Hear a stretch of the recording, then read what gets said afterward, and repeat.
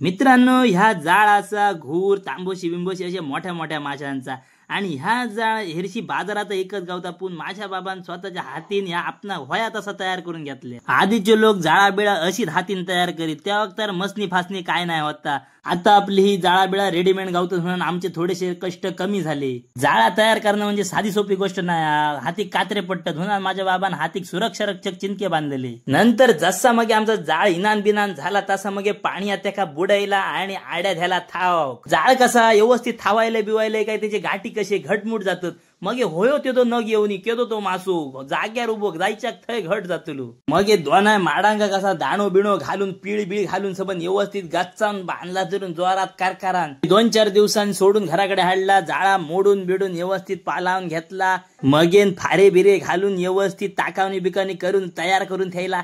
आता फक्त बघू माहिती का काय गावतात। तवसर धन्यवाद।